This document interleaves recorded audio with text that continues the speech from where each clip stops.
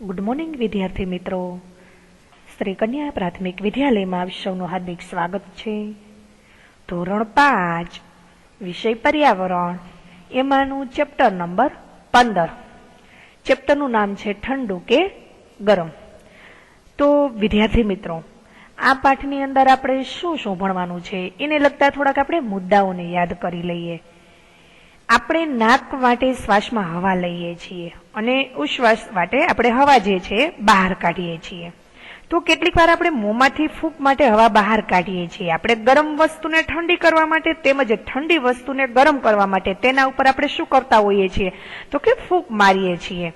દાખલા તરીકે આપણે જોઈએ તો કે ગરમ ચા છે, હવે એને ઠંડી કરવા આપણે શું કરીએ તો કે ફૂંક મારીએ છીએ. અને શિયાળામાં ઠંડી થયેલી આંગળીઓને ગરમ કરવા પણ આપણે શું કરીએ છીએ તો કે ફૂંક મારીએ છીએ. તો ઠંડુ કે ગરમ, તો એના વિશે આપણા પાઠની અંદર અભ્યાસ કરવાનો છે. ત્યારબાદ આજુબાજુની હવાની સરખામણી કરીને આપણે કોઈ પણ વસ્તુ ગરમ છે કે ઠંડી છે તે નક્કી કરીએ છીએ. તો ગરમપણા અને ઠંડાપણાની સ્થિતિ દર્શાવવા માપને તાપમાન કહે છે. તો તાપમાન માપવા માટે આપણે કયું સાધન વાપરીએ છીએ તો કે થર્મોમીટર વાપરીએ છીએ. તો આપણે એના વિશે આપણે પાઠની અંદર અભ્યાસ કરવાનો છે. ત્યારબાદ આપણી આંખ પર કે ચહેરા પર વાગે ત્યારે રૂમાલની ગળી કરી અને તેને મોં વાટે ફૂંક મારીને શેક કરવાથી વાગેલા પર આપણને રાહત મળે છે. આમ મોંની ગરમ હવા આપણને દુખાવામાં રાહત આપે છે. તેવી જ રીતે આપણે મોંની ફૂંક વડે જુદી જુદી વસ્તુઓની સિસોટી બનાવીને વગાડી શકીએ છીએ. દાખલા તરીકે આપણે પેનનું ઢાંકણ હોય અને આપણે જો મુખ પાસે લાવી અને જોરથી આપણે ફૂંક મારીએ એટલે મોટેથી તેમાં સિસોટી વાગે છે. તો આપણે એના વિશે આપણા પાઠની અંદર અભ્યાસ કરવાનો છે. ત્યારબાદ સંગીતના સાધનો જેવા કે વાંસળી, ઢોલક, મોરલી, ગિટાર, સિતાર, મંજીરા, મૃદંગ વગેરે છે. આમાંના કેટલાક સાધનો મોંથી ફૂંક મારીને આપણે વગાડીએ છીએ, જેમ કે વાંસળી, મોરલી. તો આપણે એના વિશે આપણા પાઠની અંદર અભ્યાસ કરવાનો છે. ત્યારબાદ નાક વાટે આપણે ઠંડી હવા શ્વાસમાં લઈએ છીએ અને ઉશ્વાસમાં ગરમ હવા કાઢીએ છીએ. આપણે 1 મિનિટમાં અંદાજિત 14 થી 18 વાર નાક વાટે શ્વાસ લઈએ છીએ અને તેટલી જ વાર ઉશ્વાસ આપણે બહાર કાઢીએ છીએ. દોડ્યા કે વ્યાયામ કર્યા પછી આપણા શ્વાસોશ્વાસની પ્રક્રિયા જે છે ઝડપી હોય છે. જ્યારે આપણે શ્વાસ લઈએ છીએ ત્યારે છાતી ફૂલે છે અને ઉશ્વાસ બહાર કાઢીએ છીએ ત્યારે છાતી જે છે શું થતી હોય છે તો કે સંકોચાય છે. તેથી આપણે ઊંડો શ્વાસ લીધા પછી છાતીનું માપ એ શ્વાસ બહાર કાઢ્યા પછીના છાતીના માપ કરતા વધુ હોય છે. હૃદયના ધબકારા માપવા માટે ડોક્ટર સ્ટેટોસ્કોપનો ઉપયોગ કરે છે. આપણે રબરની ટ્યુબ અને ગળની મદદથી સાદું સ્ટેટોસ્કોપ બનાવી શકીએ છીએ. તો આપણે એના વિશે આપણા પાઠની અંદર અભ્યાસ કરવાનો છે. ત્યારબાદ તમે શિયાળામાં તમારા હાથ ઠંડા પડી જાય તો તમે તેને ગરમ કરવા માટે ફૂંકો મારી છે, તો એવું કેવું લાગે? તો આપણે એના વિશે આપણા પાઠની અંદર અભ્યાસ કરવાનો છે. ત્યારબાદ હવે આપણે પાઠની સમજૂતી તરફ જઈએ. તો વિદ્યાર્થી મિત્રો, એક કઠિયારો હતો. તે દરરોજ સવારે જંગલમાં લાકડા કાપવા જતો હતો. સાંજે તે બધા લાકડા શહેરમાં વેચી આવતો હતો. એક દિવસ તે જંગલમાં ખૂબ દૂર સુધી જતો રહ્યો. ત્યારે તે ખૂબ જ ઠંડી હતી. તેની જે આંગળીઓ જે છે આંગળીઓ કેવી થઈ ગઈ હતી તો કે થીજી ગઈ હતી. હવે કઠિયારો વારંવાર તેની કુહાડી બાજુ પર મૂકી અને તેનો હાથ જે છે મોં પાસે લાવતો હતો. પછી તે હાથને ગરમ રાખવા તેના પર જોરથી ફૂંક મારતો હતો. જો વિદ્યાર્થી મિત્રો, તમે બાજુના ચિત્રમાં જોઈ શકો છો કે જ્યારે તે લાકડા કાપતો હતો ત્યારે તે મિયા બાલિસ્તીએ ખૂણામાંથી તેને જોતા હતા. તો મિલા બાલિસ્તીએ જોયું કે કઠિયારો તેના હાથમાં ફૂંકો માર્યા કરતો હતો. તે આશ્ચર્યમાં પડ્યા, આ બધું શું કરે છે, આ બધું શું છે? પરંતુ તેઓ તો તે સમજી શક્યા નહીં. તે વિચાર કરતા કરતા ઊભા થયા કે તેમણે કઠિયારાને પૂછવું જોઈએ. થોડું ચાલ્યા પછી તે એવું વિચારીને પાછા આવ્યા કે કદાચ કઠિયારાને તે ન ગમે તો. અંતમાં મિયા બાલિસ્તીએ પોતાની જાતને રોકી શક્યા નહીં. તે કૂદતા કૂદતા કઠિયારા પાસે ગયા અને કહ્યું, કેમ છો ભાઈ? જો તમને વાંધો ન હોય તો હું તમને કંઈક પૂછી શકું? તો આ ટચુકડા માણસને જોઈ કઠિયારો તો આશ્ચર્યચકિત અને આનંદિત થઈ ગયો. પરંતુ તેણે તેનું હાસ્ય સંતાડી રાખ્યું અને કહ્યું, જરૂરથી પૂછો, તમારે શું પૂછવું છે? મારે એ પૂછવું છે કે તમે તમારા હાથ પર ફૂંકો કેમ માર્યા કરો છો? મિયા બાલિસ્તીએ કહ્યું.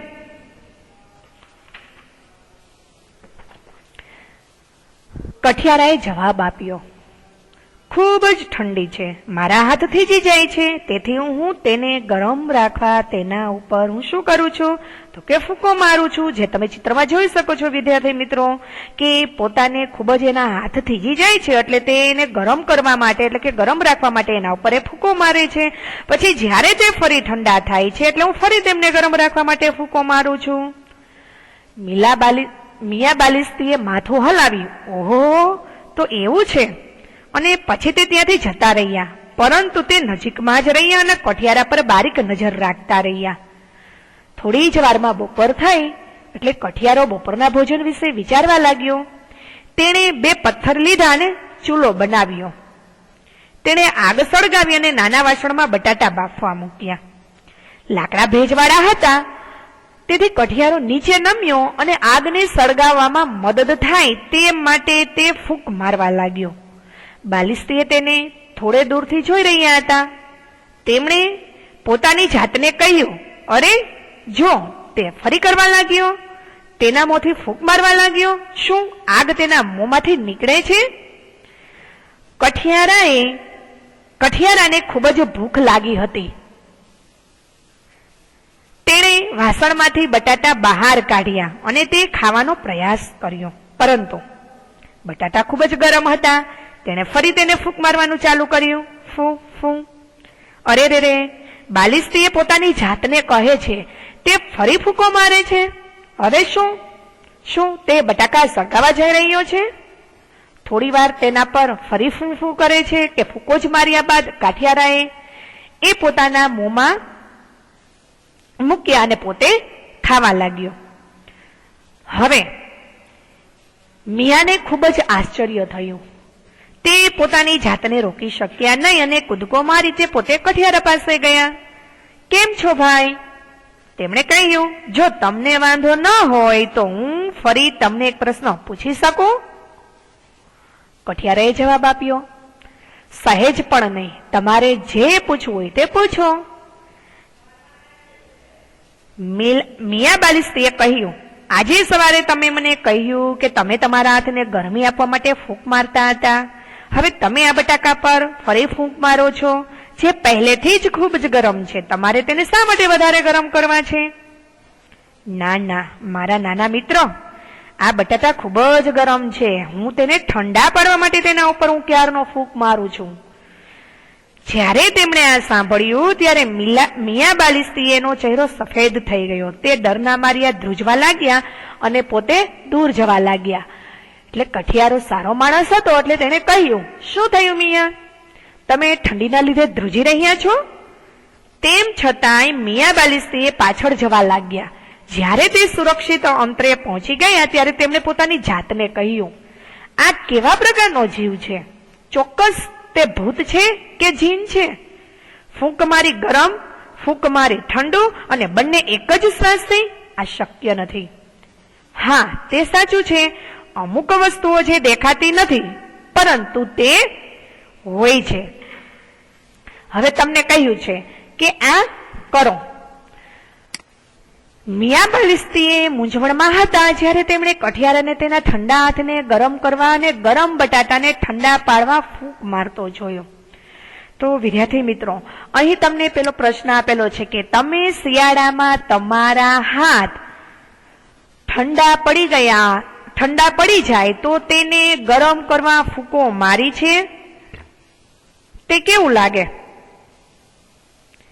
હા, મેં શિયાળામાં ઠંડા પડી ગયેલા હાથને ગરમ કરવા ફૂંકો મારી છે. શિયાળામાં ઠંડા હાથ પર ફૂંક મારવાથી હાથને શું મળતી હોય છે?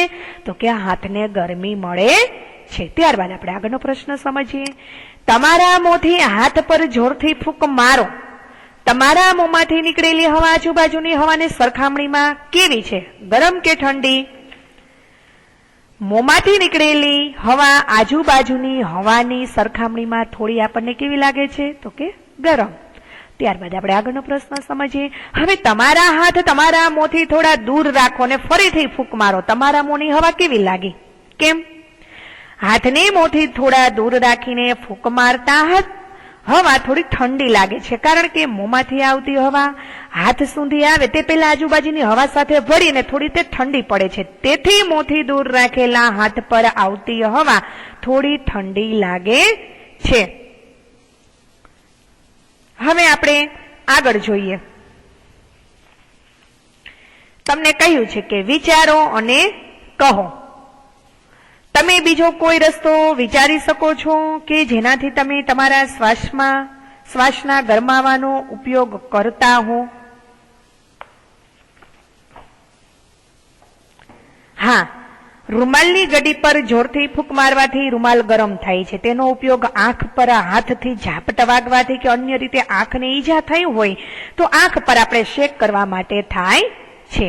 હવે ત્યારબાદ આપણે આગળનો પ્રશ્ન સમજીએ કે કાપડના ટુકડાની 3-4 ગડી કરો. હવે તેને તમારા મોં પાસે લાવો અને જોરથી ફૂંક મારો. કપડું ગરમ થયું? હા, ગડી વાળેલા કાપડના ટુકડાને મોં પાસે લાવી તેના પર જોરથી ફૂંક મારતા કપડું ગરમ થાય છે. ત્યારબાદ આપણે આગળનો પ્રશ્ન સમજીએ કે બાલી સ્ત્રીએ જોયું કે કઠિયારો ગરમ બટાટાને ઠંડા કરવા તેના પર ફૂંક મારતો હતો. જો તેણે બટાટાને ઠંડા કર્યા વગર ખાઈ લીધા હોત તો શું થયું હોત? તો વિદ્યાર્થી મિત્રો, કઠિયારાએ બટાટાને ઠંડા કર્યા વગર ખાઈ લીધા હોત તો તેની જીભ જે છે દાજી જાત અને જીભ પર બળતરા થાત. આને લીધે તેને ચાવેલા બટાટા મોંમાંથી થૂકી દેવા પણ પડત. ત્યારબાદ આપણે આગળનો પ્રશ્ન સમજીએ કે તમે ક્યારેય કંઈ ખૂબ ગરમ ખાતા અથવા પીતા તમારી જીભે દાજ્યા છો? જ્યારે કોઈ ખોરાક ખૂબ ગરમ હોય ત્યારે તેને કેવી રીતે ઠંડો કરો છો?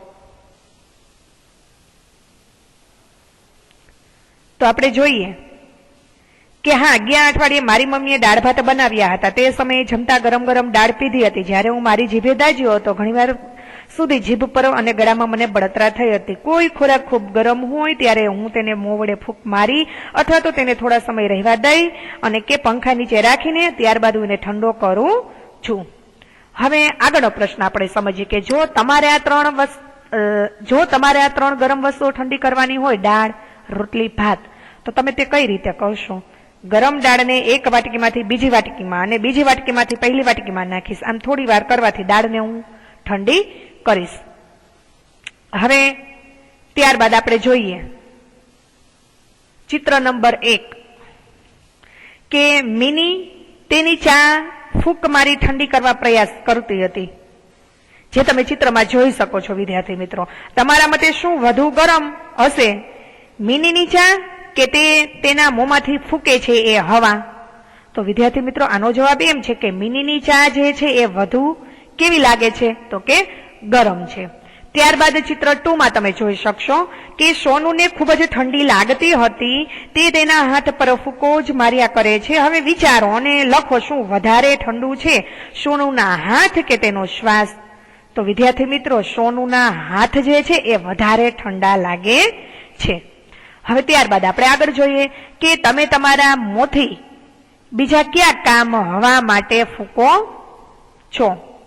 તો જોઈએ કે આપણે મોંથી બીજા એવા કયા કામ કે જે હવા માટે આપણે હવા ફૂંકવા માટે આપણે કરીએ છીએ? તો કે આપણે સીટી વગાડવા માટે, ત્યારબાદ ભૂંગળી વડે ચૂલામાં અગ્નિ પ્રગટાવવા માટે, ત્યારબાદ કપડાં અથવા અન્ય વસ્તુઓ પરથી ધૂળ ઉડાડવા માટે, ત્યારબાદ ચશ્માના કાચને સાફ કરવા માટે, કાગળની ફરકડી ફેરવવા માટે અને આપણે ફૂગો ફૂલાવવા માટે.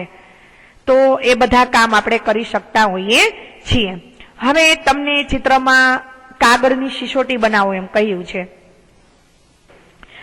તો એ કાગળની સિસોટીમાં તમને 12 સેમી લાંબો અને 6 સેમી પહોળો કાગળનો ટુકડો લેવાનો કહ્યો છે. કાગળને અડધેથી વાળો. ચિત્ર 1 મુજબ મધ્યમાંથી નાનું કાણું બનાવવા થોડું કાપો અને ચિત્ર 2 માં તમને બતાવ્યા મુજબ કે તમે જે કરી શકો છો. અને બંને બાજુએ કાગળને ઉપરની તરફ વાળો, જે ચિત્ર નંબર 3 માં જોઈ શકો છો. કાગળને તમારી આંગળીઓ વચ્ચે રાખી પકડો અને તેમાં મોં રાખો. હવે તેમાં ફૂંક મારો અને સિસોટી સાંભળો. કોની સિસોટી વધારે મોટી સંભળાય છે, તમારી કે તમારા મિત્રની? જોરથી અને ધીમેથી પણ ફૂંક મારો અને જુદા જુદા અવાજ કાઢો.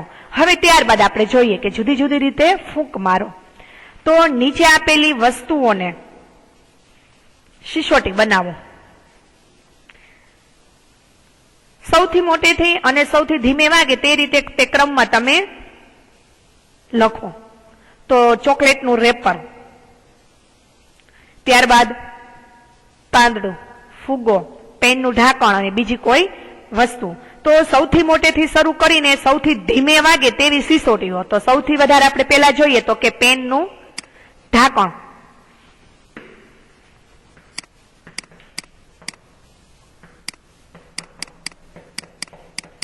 ત્યારબાદ આપણે જોઈએ તો કે બંને હાથની આંગળીઓ વડે, બંને હાથની આંગળીઓ વચ્ચે,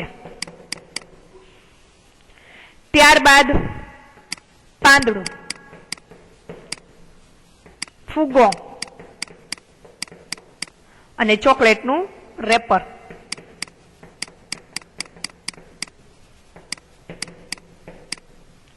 તો જે ચોકલેટનું રેપર, પાંદડું, ફુગ્ગો, પેનનું ઢાંકણ, બીજી કોઈ વસ્તુ, એ આપણને કહ્યું છે કે સૌથી મોટેથી અને સૌથી ધીમે વાગે તે રીતે આપણે ક્રમમાં ગોઠવું. તો કે પહેલા સૌથી પહેલા તો કે પેનનું ઢાંકણ, ત્યારબાદ બંને હાથની આંગળીઓ વડે, ત્યારબાદ પાંદડું, પછી ફુગ્ગો ને ત્યારબાદ છેલ્લે ચોકલેટનું રેપર. હવે ત્યારબાદ આપણે આગળ જોઈએ.